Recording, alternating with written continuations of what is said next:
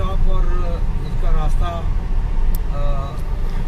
नीचे से है, लेकिन हमने डिसाइड किया है कि हम टोल रोड से जाएंगे और टनल का एक्सपीरियंस जो है वो आपके लिए रिकॉर्ड करेंगे। तो यहाँ पर टोल लगता है, देखते हैं कितना टोल होता है। तो राष्ट्रीय national highway authority of India welcomes you.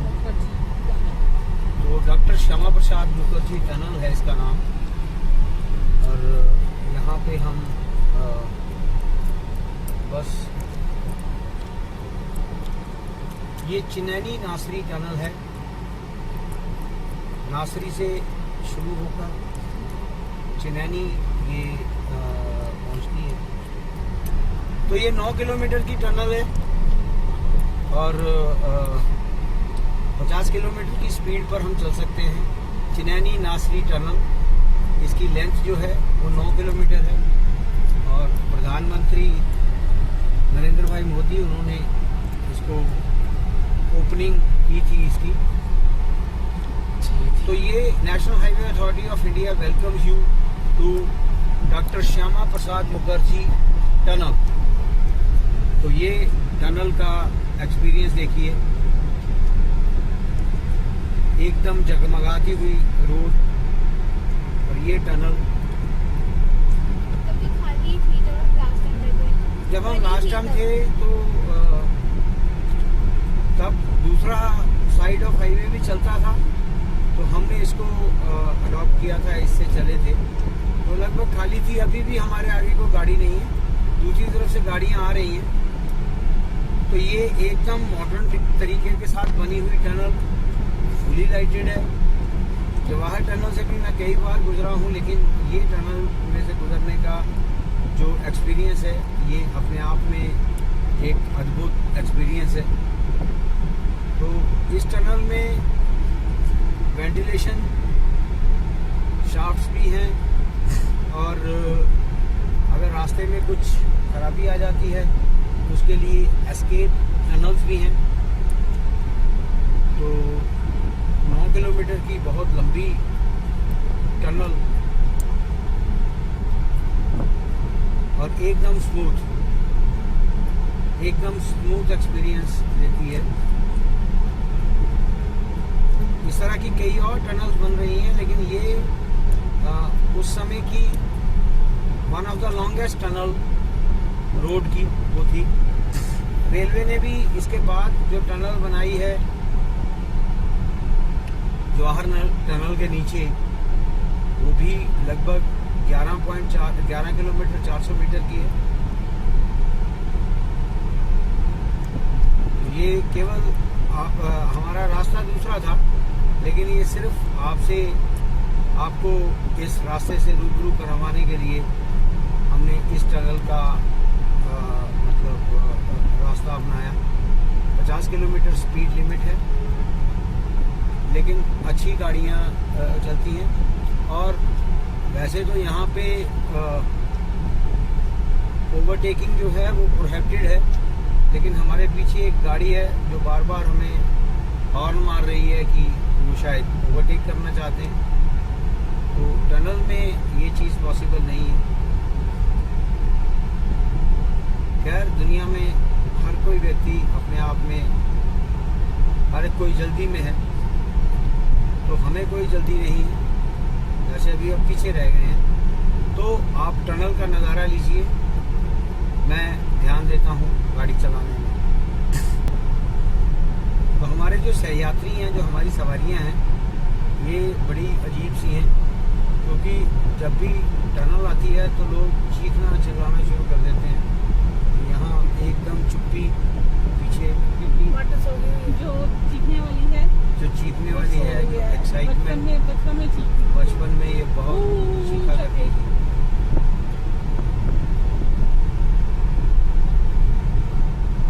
फिर पीछे से कोई मूर्ख ओवरटेक करने की कोशिश। यहाँ पे हॉर्न मारना भी अलाउड नहीं है, तो इस बेवकूफ़ को रास्ता दे देते हैं।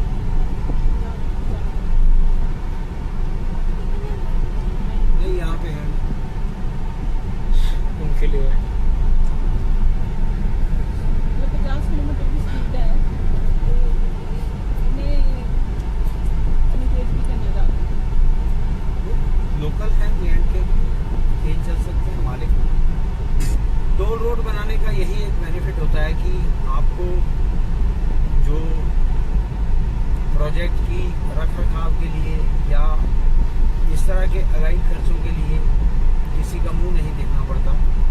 आप टोल जो कलेक्ट होता है उसका कुछ भाग मेंटेनेंस में देते हैं, और जो बीओटी रोड्स होती हैं, build operate and transfer module की, उसमें कंपनीज खुद इसमें इन्वेस्ट करती हैं और फिर टोल के माध्यम से अपना पैसा रिकवर करती हैं विद इंटरेस्ट।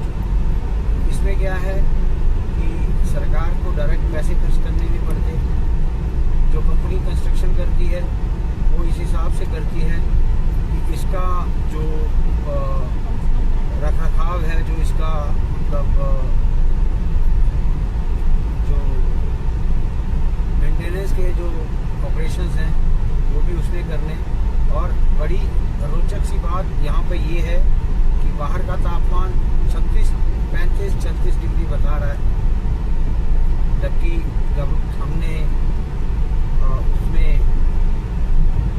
बाहर से अंदर एंटर किया था तो तापमान 27 डिग्री था। तो इसका मतलब क्या है कि जो टनल का तापमान है ये ऑलमोस्ट एक ही स्तर पर रहता है, एक ही जैसा रहता है। क्योंकि गर्मियों और सर्दियों में दोनों में ये टनल चलती है। गर्मियों में तो बाहर का तापमान कई बार फ्रीजिंग से टेम्परेचर से भी नीचे चला जाता है, लेकिन गर्मियों में इतना ही बाहर का तापमान लगभग 27-28। इसीलिए तो लोग अपनी तपते हुए शहरों को छोड़कर फुर्सत के कुछ पल बिताने यहाँ पर आते हैं। टनल एंड हो रही है तो नेचुरल लाइट 9 किलोमीटर के बाद देखने को मिली। एक जिन्होंने नहीं देखा होगा उनके लिए रोमांच के ये पल। ऐसा लगा ना कि ये एकदम तो इस तरह से अनवीता बोल रही है कि जिस तरह से आप पाताल लोक से निकलकर फिर दोबारा भूलोक पे आए हैं और दोबारा आपने कदम रखा है धरती पर। पीड़ा ये बड़ी मनोरम सी वादी है। देखिए सामने कितने खूबसूरत पहाड़ हैं, और ये अभी नया हाईवे जो है वो बनने के बाद काफ़ी इसकी जियोग्राफिकल चेंज हुआ है। तो ये जो आप देख रहे हैं पीछे, कि मैं थोड़ा जूम करके इसको दिखाता हूँ, ये जो है ये स्पिलवे है बगलीहार डैम का। तो यहाँ जो एक्स्ट्रा पानी जो है वो छोड़ा जाता है, और पहले ये जो नीचे वाला एरिया है यहाँ पर ये सारे ढाबे हुआ करते थे, और ये बहुत ही पुराना मतलब एक फूडीज़ के लिए बड़ा पुरानी जगह है। और यहाँ पर फेमस राजमा चावल देसी घी के साथ। तो आज ये ढाबा तब नया बना था, और अभी बाकी सारे कम हो गए हैं, बंद हो गए हैं, क्योंकि वो हाईवे प्रोजेक्ट में आ गए। और ये जो है ये ढाबा अभी है बचा हुआ, बाकी सब लोग ऊपर शिफ्ट कर गए हैं। तो चलते हैं, देखते हैं कहाँ इनका मूड बनता है खाने का। ये मैंने पहले भी जिक्र किया था, बगलीहार प्रोजेक्ट का ये है स्पिलवे। स्पिलवे एक ऐसी जगह होती है कि जब हमारे पास रिजर्वायर में एक्सेस पानी होता है तो हम इन गेट्स को खोलकर उसको बाहर निकाल देते हैं, ताकि जो हमारी प्रोडक्शन पे इसका असर ना पड़े। तो ये चिनाब नदी पर बना हुआ एक डाइवर्जन डैम है। जेपी ने इसको बनाया है। कोशिश मैंने की थी एक बार जाने की, क्योंकि मेरा भी हाइड्रो इलेक्ट्रिक पावर कंपनीज में काम करने का थोड़ा बहुत एक्सपीरियंस है। तो ये अगर जूम करके आपको पिक्सल्स ना फटें तो ये उसकी रेजिडेंशियल कॉलोनी है। तो ये है मनसाराम एंड सन्स पीड़ा। तो यहाँ पर इनका मन बना है खाने का, तो अंदर चलते हैं। ये इनकी किचन।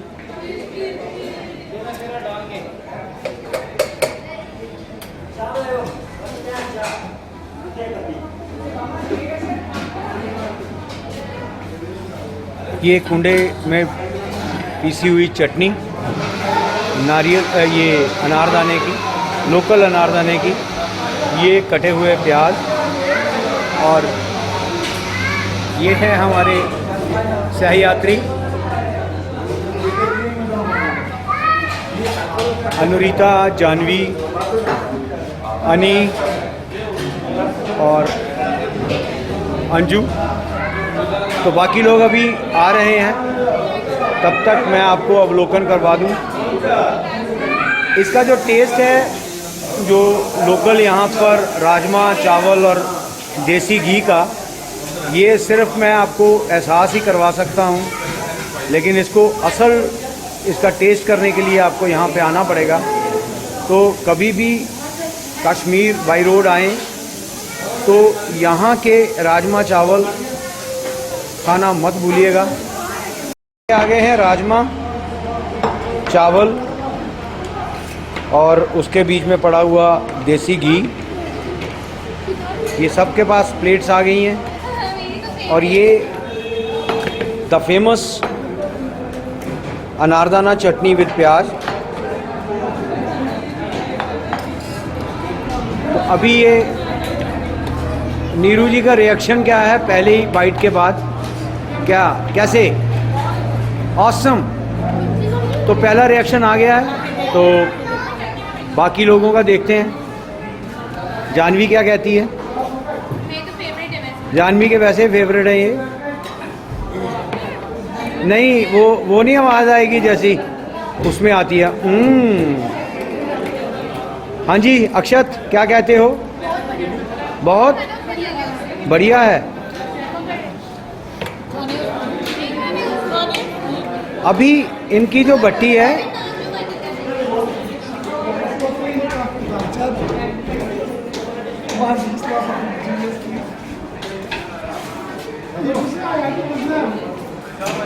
देखते हैं आजकल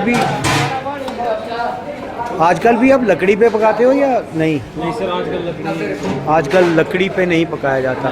तो पहले तो हम जो खाते थे लकड़ी, थोड़े इन्वायरमेंटल इश्यूज आ जाते हैं। ओके, उस चीज़ को थोड़ा सामने देखा जाएगा, तो मतलब इन्वायरमेंट फ्रेंडली हमें बनना पड़ेगा ना। एनवायरमेंटल इशू तो इतने नहीं आते होंगे, थोड़ी नहीं। कॉस्टली भी पड़ती होगी। उसका वो रहता है ना, आजकल जैसे देसी घी वगैरह भी आप बिल्कुल गाँव का ही नहीं चाहिए, FSS से अप्रूव्ड चाहिए, कहीं से भी हो, मतलब एजेंसी इतने ज़्यादा वो है। मैं अभी काफ़ी देर से यही बोलता आ रहा हूँ कि यहाँ जो देसी घी प्रयोग होता है वो यहाँ के लोकल एरिया का देसी गाय का और वो देसी घी प्रयोग होता है। लेकिन आजकल ये हेल्थ कॉन्शियसनेस और जो ISO अप्रूव्ड जो घी हैं, क्योंकि इश्यूज़ हैं, हो सकते हैं, कुछ भी हो सकता है, तो अभी एनवायरमेंटल इश्यूज़ की वजह से ये जो लकड़ी का प्रयोग कम हो रहा है। चलिए कोई बात नहीं, देखते हैं। पवन जी आपका क्या रिएक्शन है? बढ़िया है? फिर इतना बढ़िया नहीं है इसका मतलब। बहुत टेस्टी है। नन्नू जी अच्छा, राजमा चावल के दौर के बाद अभी चाय का दौर चल रहा है। हमारी चाय फीकी और बाकियों की मीठी, और नींद खोलने वाली चाय। आपका राजमा चावल उसका बस सिर्फ ये है। आपका नाम? मेरा नाम सर अतुल शर्मा। अतुल शर्मा। अतुल जी, मैं वैसे इस मतलब रोड पे 92 से चल रहा हूँ, तो अभी काफ़ी सालों के बाद आया हूँ। तो सबको मैं लेके आया था सिर्फ इसी राजमा चावल के लिए, और सबने ये पाया है कि जो मैंने उनको बताया था उस उम्मीद से बेहतर सबको अच्छा लगा है। आपका प्यार है। और दोस्तों ये मैं बता दूं, ये एक उड़ान ग्रुप है, आई थिंक सारा वुमेन ग्रुप है। कहाँ से? Poona. Poona is the best city where the India, जहाँ पे मैं भी रहा हूँ। I had been at Poona, और पूना का जो बेस्ट एरिया था जहाँ पे सारा पूना संडे को पिकनिक मनाने जाता है, मुल्शी डैम, तो वहाँ पे मैं इंजीनियर था 97 में। तो थैंक यू। ये उड़ान इसलिए मेरे को अट्रैक्ट किया कि मेरी एक सिस्टर है पठानकोट में ही, शशि उनका नाम है, तो उनका भी वुमेन सेल्फ हेल्प ग्रुप है, उसका नाम भी उड़ान है। तो एक उड़ान मैं दूसरी उड़ान को समर्पित कर रहा हूँ। आप ये सब मेरे ब्लॉग में देख सकते हैं, मेरा यूट्यूब चैनल है, तो आप हमारे यूट्यूब चैनल में देखिए। तो उड़ान के सदस्यों को प्रणाम करता हुआ मैं यहाँ से विदा लेता हूँ। Thank you very much. हम दोबारा रुके हैं खजूरिया वैष्णो ढाबे पर, और अनीता शर्मा ने वहाँ पर बड़े स्मार्टली हाफ प्लेट मंगवाई थी, और मुझे ये लग रहा था कि इनको पसंद नहीं आया, क्योंकि जो टेस्ट का जो राजमा के जो टेस्ट में टेंजीनेस और जो ऑथेंटिक टेस्ट था वो वहाँ पे मेरे को लग रहा था कि इनको नहीं आया। तो इन्होंने इंसिस्ट करके यहाँ खजूरिया वैष्णो ढाबा पर हमें रुकवाया है, और यकीन मानिए वही पुराना स्वाद फिर से वापस आया है। तो आप जब भी रुके, खजूरिया वैष्णो ढाबा ये भी अच्छा बनाते हैं। मनसा रहमान संग वहाँ भीड़ ज़्यादा होती है, यहाँ भी ट्राई करें। लेकिन एक बात बता दूँ कि जो ऑथेंटिक पुराना तरीका था इसको बनाने का, उसमें तब्दीली आ चुकी है। सब लोग कहते हैं कि एनवायरमेंटल इश्यूज की वजह से दिक्कत आ रही है, लेकिन मुझे ये लग रहा है कमर्शलाइजेशन बढ़ गई है, ज़्यादा से ज़्यादा ग्राहकों को अटेंड करने की जो एक वो है, क्योंकि उसमें क्या है कि सारी रात जो राजमा थे वो एक पतीले में डालकर लगातार जो लकड़ी की आंच है बनाए जाते थे। लेकिन फिर भी ये जो टेस्ट है ये पुराने टेस्ट से बिल्कुल आसपास है। तो रिएक्शन के लिए मैडम से भी पूछा जाए। मज़ा आ गया।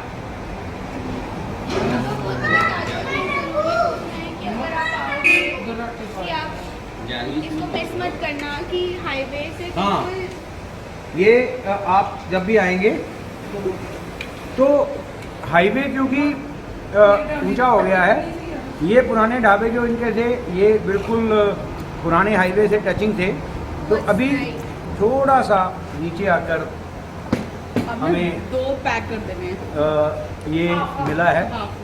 और ये एक और मज़ा आया कि किसी ने पहली बार चाय जो है वो ग्लास में दी है, नहीं तो डिस्पोजेबल में ये मिलता है। Thank you.